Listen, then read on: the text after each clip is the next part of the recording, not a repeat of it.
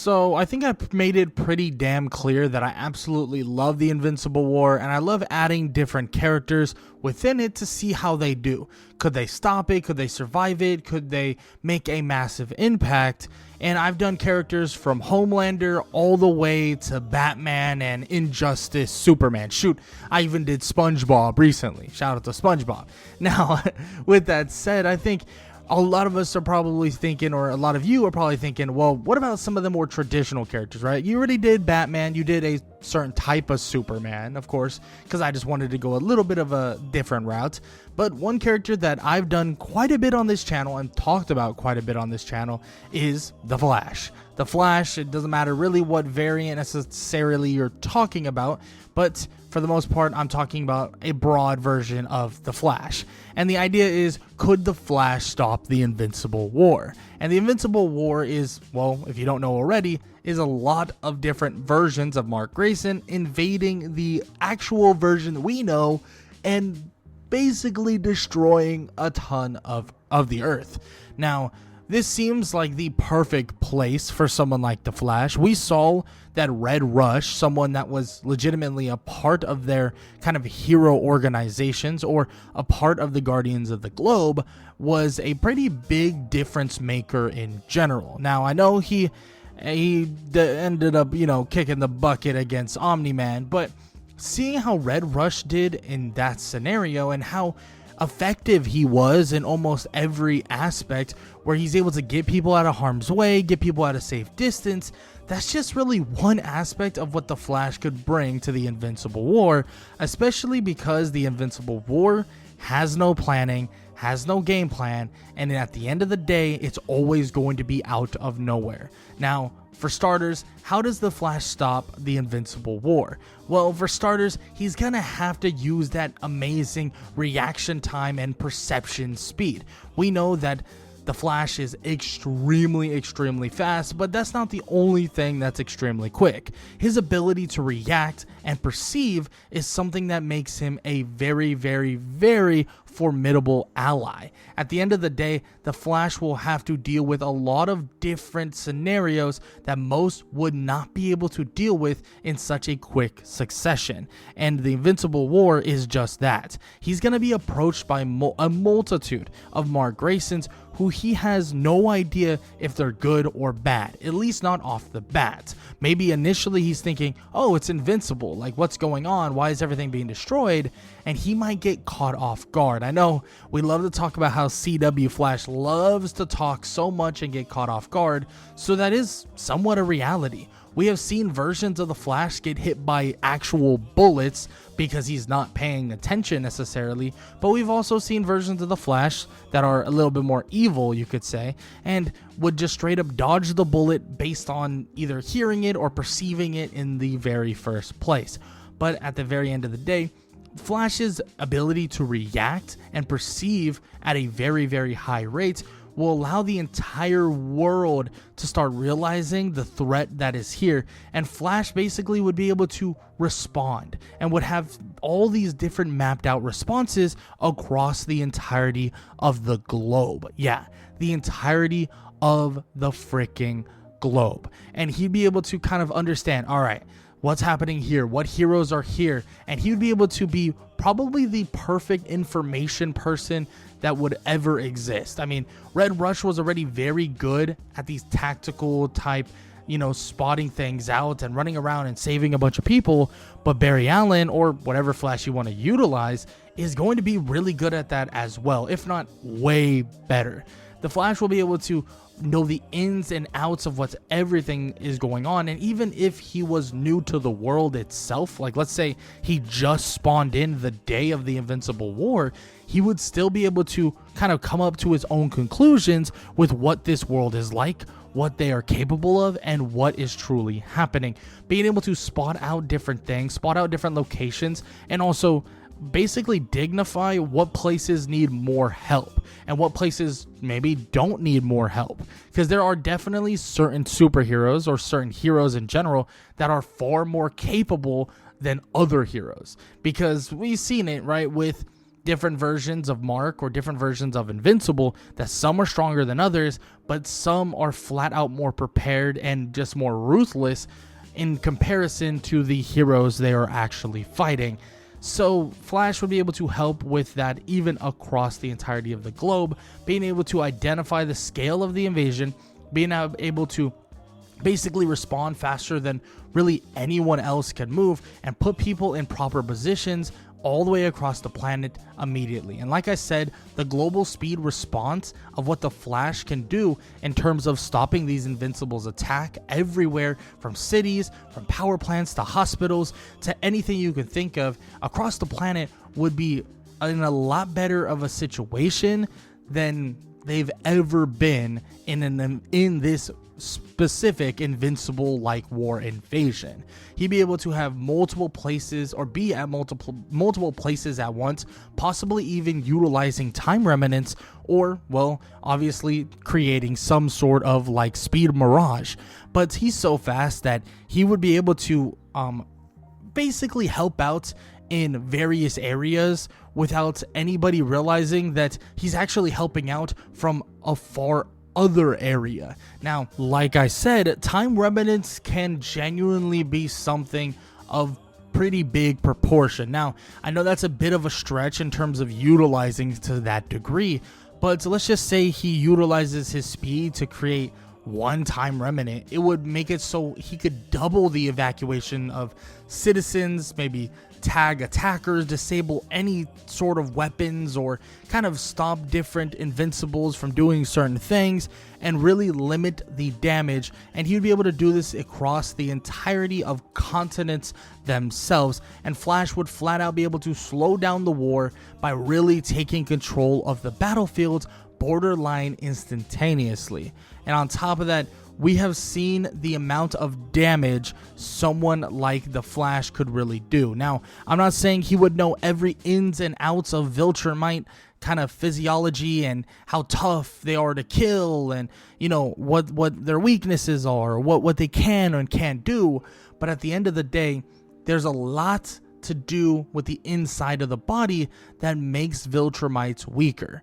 At the end of the day, we have seen Viltrumites, or at least Mark Graysons, be subdued in various different ways.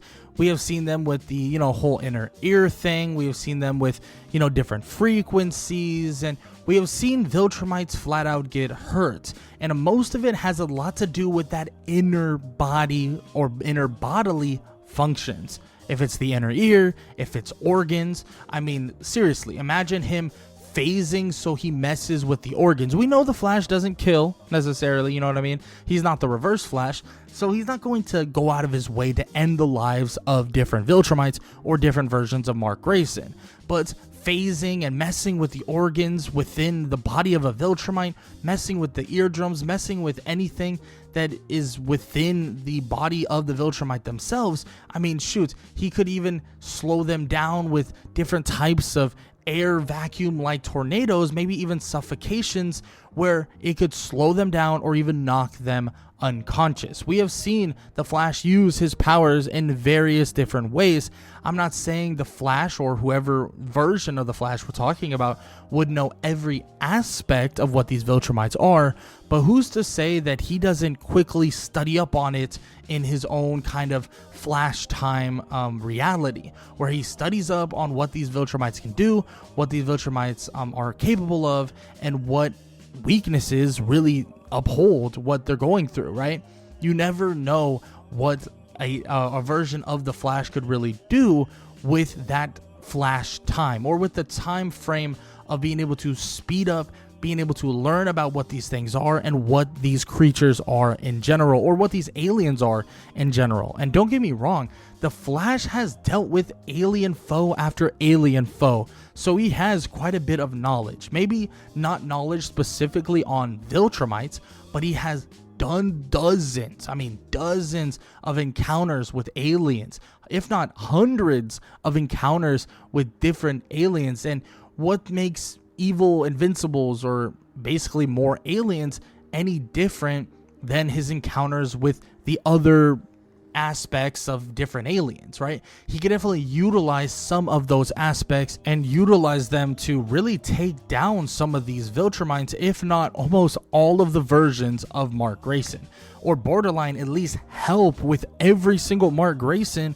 that decides to invade via the Invincible War.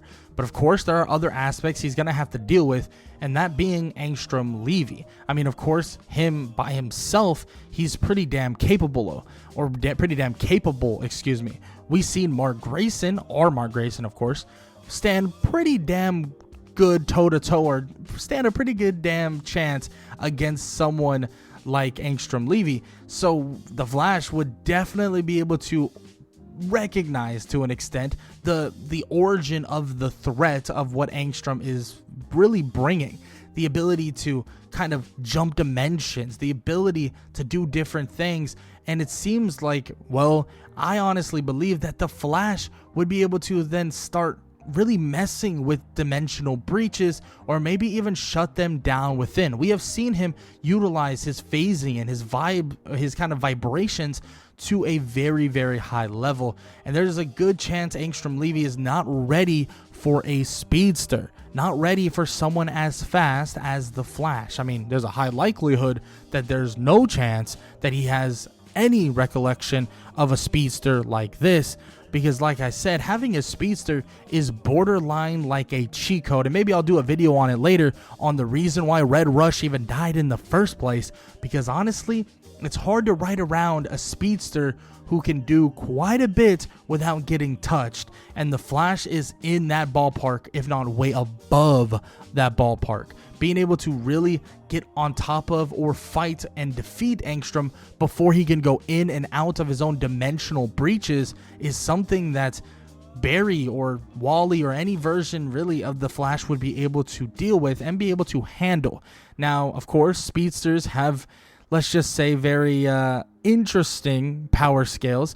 That's the reason why I don't really like talking about power scaling necessarily, because sometimes you'll see them lose to something very, very small and minuscule, but then you'll see them do something that is borderline universal. And yes, that is pretty damn crazy to look at and pretty damn crazy to see, but you got to make a show, right? If it's animated, if it's a real show, you got to make it entertaining. So there's a reason why these characters, or most likely and mostly speedsters, have weird kind of power scales, right? Sometimes they lose to a bullet which is way slower than them, but sometimes they're able to run so fast that they can break time barriers and do this and do that.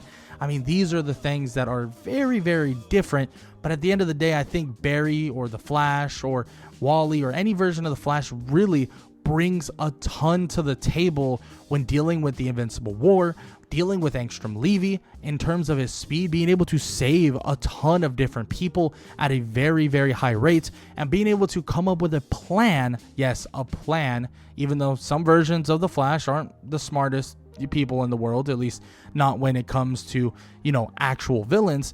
But he would have a chance to use his speed to come up with almost a borderline foolproof plan so that he can limit all the casualties this planet will eventually go through when facing off with various different versions of Mark Grayson himself. So at the end of the day, could the Flash stop the Invincible War? I think I can give that a resounding yeah. Would he survive it? 100%. Unless some stupid plot armor or plot device decides to, end him off. There's no doubt in my mind that a speedster like the Flash would have insane amounts of impact, especially on the world itself, being able to save various people that may end up kicking the bucket in the first place, maybe even saving a ton of people from mass casualties and stuff like that, because at the end of the day, the Invincible War was a surprise. A lot of people did get hurt. A lot of people did kick the bucket. I mean, they didn't know this was going to happen. This wasn't a prepared for thing. And when the Invincibles came flying in, destroying monument after monument, they need someone to help save them. And the Flash might just be that perfect person. And at the end of the day, probably worst case scenario, the Flash could always just run back in time, right? I mean, we've seen how horrible that has gone in the past. But I mean, knowing the versions of the Flash, there's a good chance that if things were to go really bad, he would probably do it and make things monumentally worse. But that's kind of beyond the point. But the result of this kind of idea of the Flash stopping / surviving / being able to affect the Invincible War would be definitely the world being saved at a higher degree, casualties massively prevented, and frankly, the war would be a lot less of a big point in this universe. But of course, you have to stand ready for his arrival, because Conquest would eventually arrive, and I think we can kind of put things together with, you know, the Flash and how he would help the defeat of Conquest. Yes, he could physically help, you know, help fight alongside Mark Grayson and Adam Eve and many others, but he could also bring together more heroes at a quicker pace. He could also save a lot of the casualties that end up being casualties, by the way, because, I mean, we saw how many casualties there were because Conquest decided, you know what, I'm done playing around with, you know, Mark Grayson. So having the Flash around will definitely be able to help stop a lot of the normal casualties that happen during the Conquest fight. But at the end of the day, let's just say Barry, let's just say Wally, anybody, any version of the Flash would definitely have its massive benefits from, you know, trying to attempt to stop Conquest. Yes, Conquest is very strong, but with the right kind of knowledge, I think the Flash would have an insane amount of value in the Conquest fight, in the Invincible War, and, well, in the world itself, because the amount of casualties that would be prevented would be at an all-time high, and the Flash would be regarded as one of the greatest heroes that just popped up out of nowhere, and one that they'll never forget forever. But with that said, I hope you guys enjoyed the video. If you did, please leave a like, leave a sub, and leave a comment down below on what you believe what would have happened. Could the Flash stop the Invincible War? Could he survive it? What do you think he would do within the Invincible War? How do you think he would affect the Invincible War and or the Conquest's eventual arrival? I would love to hear what your guys' thoughts are on the video. Leave a sub, and leave comments down below on whatever you would like. Yeah, with that said, I hope you guys enjoyed the video. If you enjoyed this video, YouTube believes you'll enjoy this one, so might as well go check it out.